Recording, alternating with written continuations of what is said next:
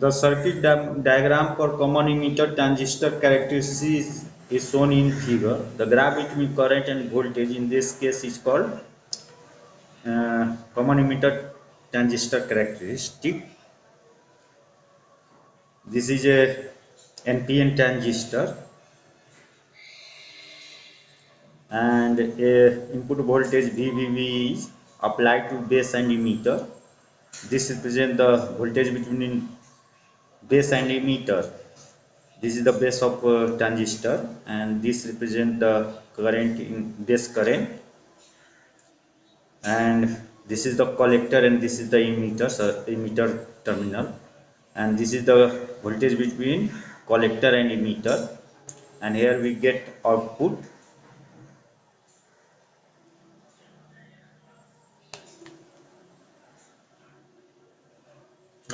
we get output, and this is the VCC.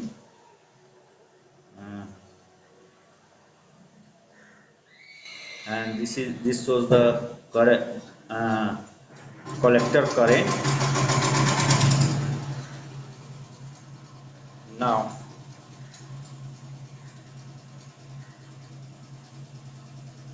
input characteristic, the variation of the base current, IB with the base emitter voltage VBE, keeping collector emitter voltage VCE constant, is called input characteristics. From figure, VCE equals to VCB plus VBE. VCE equals to VCB plus VBE. Now for silicon transistor, VBE equal to 0.6 to 0.7 volt in active state. Hence, VC must be sufficient large than 0.7 volt, since the increase in VCE appears as increase in VCB. Its effect on IB is negligible. So input characteristics for various value of VCE will give almost identical curves, when it is enough to determine only one input characteristics. This is shown for only one input characteristic when VC is fixed at 10 volt. This is the current in base current, and this is the voltage variation of base and emitter, and current is measured in microampere and voltage is measured in volt, and we can fix the voltage of VCE, that is voltage between collector and emitter, between 3 volt to 20 volt. Here 10 volt is shown. Now output characteristics.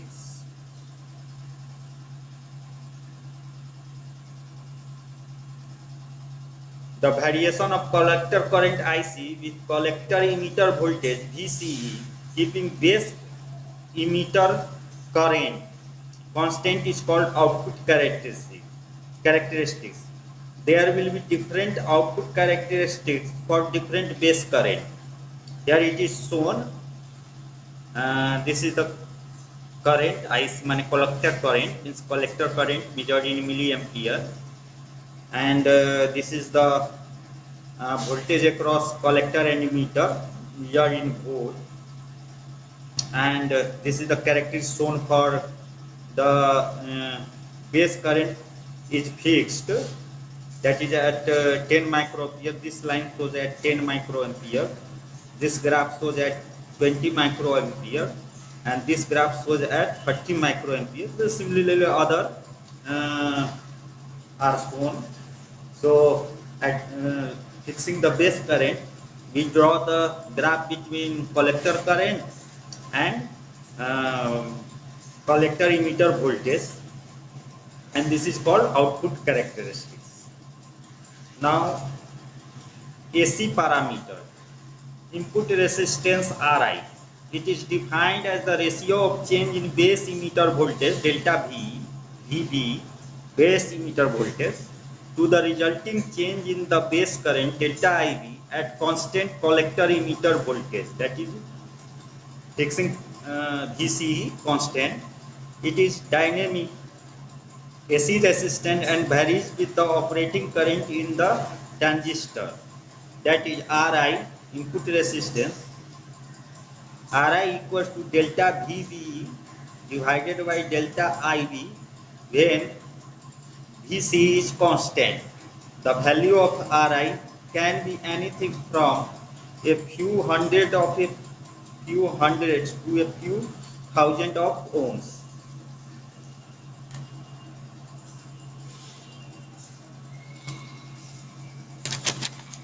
Now output characteristics.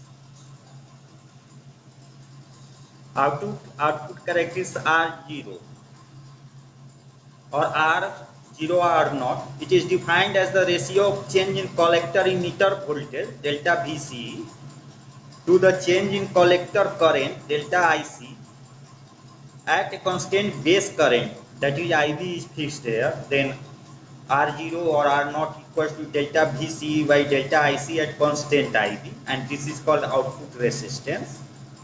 Third, current amplification factor beta or current gain.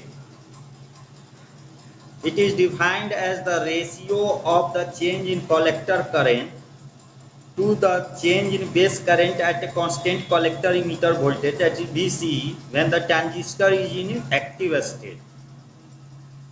Beta AC equals to delta IC by delta IB into VCE, keeping VCE constant.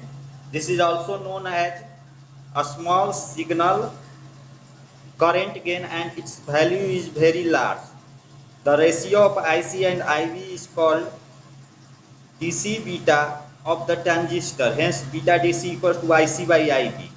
As IC increases with IB almost linearly and IC equals to 0, then IB equal to 0, the value of both beta DC and beta AC are approximately equal. Thus, for most calculation, beta DC also can be used. Both beta AC, beta AC and beta DC vary slightly with VCE and IB or IC.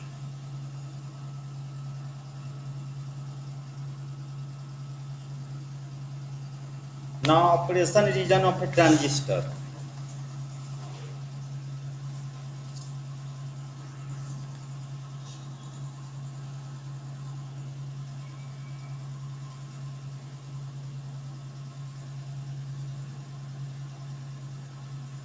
Operation region of a transistor.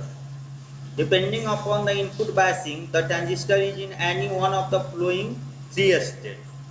First is cutoff state. If the input biasing is less than 0.6 volt in the case of silicon transistor, this biasing will not be sufficient to activate the transistor. The transistor is said to be in the cutoff state.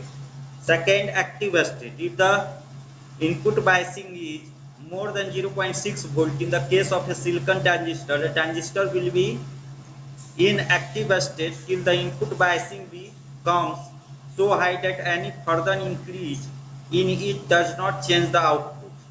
Saturation state.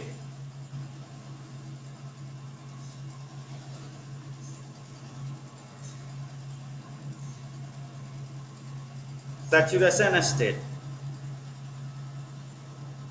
When the input biasing is so high that any further increase in it does not change the output of the transistor is said to be in saturation state. Transfer characteristic, that is variation of output voltage with respect to input voltage of a transistor. Here it is shown the transfer characteristics of transistor is shown. This is the output voltage and this represents the input voltage. And this region is called cutoff region.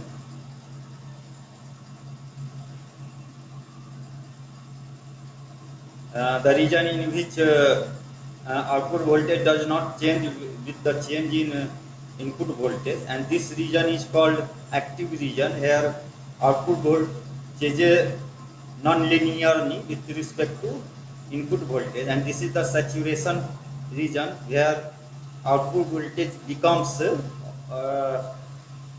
almost constant with respect to input voltage, and this region is called saturation region.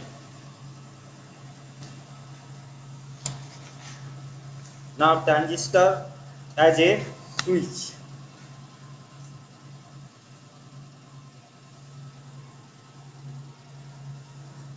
Transistor as a switch. When the transistor is used in the cutoff or saturation state, it acts as a switch. The corresponding circuit diagram is shown in the figure. Here it is a this is a transistor in common emitter mode, and this represent base, this represent collector, and this represent emitter, and this is the voltage across VBB, voltage across B, and this ground, and this represent VCC, voltage corrector, and the ground. This is the input voltage and this is the output voltage. This represent IV, that is base current, this is a collector current, and this is the emitter current. Now applying Kirchhoff's voltage rule to loop 1, this is the loop 1, this is the loop 1, we have to apply the voltage rule. Then we have VVB minus IV into RV minus VB equals to 0. This gives the VVB equals to IV into RV plus VB equals to 1. This is equation 1. And again we see this is the loop 2. We have to apply again voltage rule like this in this direction. Then we get the second equation. KVL again applying Kirchhoff voltage rule in loop 2. VCC minus IC into RC. Here see, this is the VCC minus IC into RC minus VB equals to 0. That is VCC minus IC into RC minus VC equals to 0. Or this gives VC equal to VCC minus IC into RC. Considering VBB as a DC input, VI, and VCE as a DC output, we have. Now we are considering VBB as DC output. So VBB from here, VBB, VB, that is V input, this will represent input voltage VI. So this will be VI equal to IV into RV plus VB, and similarly VC is output, so V output will be VCC minus IC into RC, equation 4. When case 1, when VI equals to VBB, that is input voltage is VBB and it is less than 0.6 volt, transistor is in cutoff state, and this state is called cutoff state, and so current in collector will be 0, that is IC equals to 0. So from equation 4, output voltage will be equal to the collector emitter voltage. This is equation 5.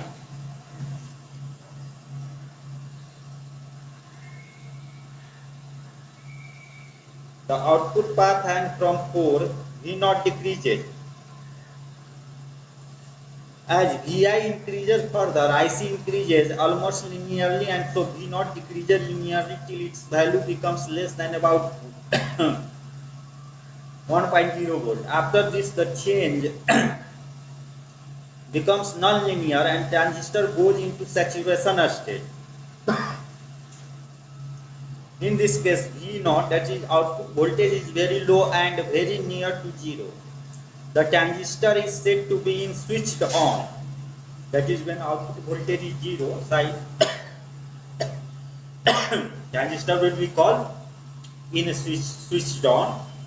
Thus a low input switches the transistor off and a high input switches it on. The switching circuits are designed in such a way that the transistor does not remain in active state. Now transistor as an amplifier in common emitter mode. This circuit shows the transistor used as an amplifier when transistor in common emitter mode. This shows the common emitter mode. This is base, this is collector, this is emitter, and this current is collector current. This current is base current, and this is the emitter current. This is the input voltage Vi, and this is the output voltage where we get output. We gives here input is of a small amplitude, and after passing to the transistor it becomes output with a greater amplitude, so the value of output is amplified. This represents the VVB, that is voltage between base and ground, and this represents the VCC, that is voltage between collector and emitter, collector and ground, not emitter. And this is a resistor, load resistor. This is a capacitor, and here it is also a capacitor, and a resistor is also connected here.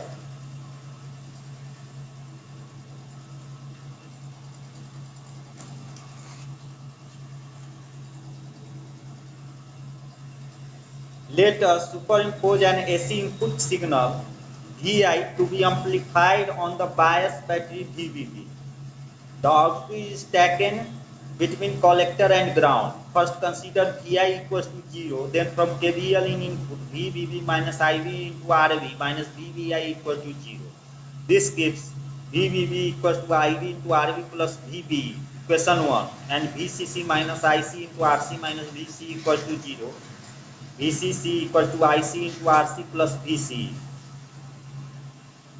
Then Vi is not 0, then change in VBB is given by delta VBB equal to delta VBE plus delta IV into RV.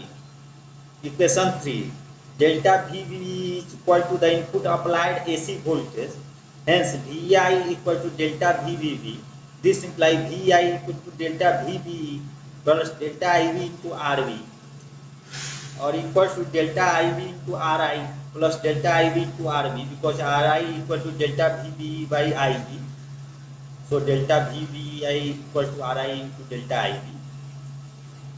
This implies delta IV equal to Ri plus RV, and delta IV equal to R.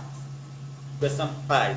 The change in IV causes a change in IC, and we define a parameter AC current gain as beta AC equal to delta IC by delta IV.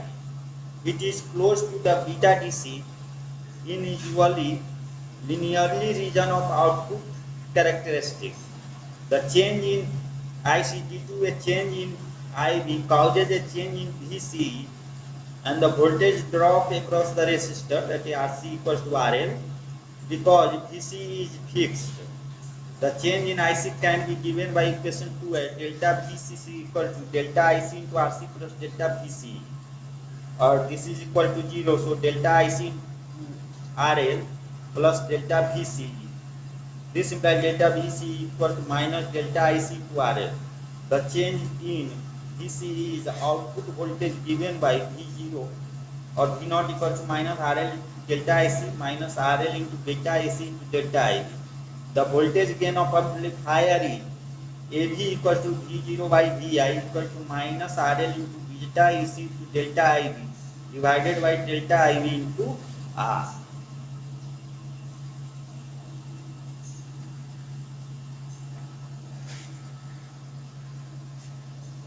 or equals to minus beta AC RL by R equals to minus beta AC into RC by RV plus RI.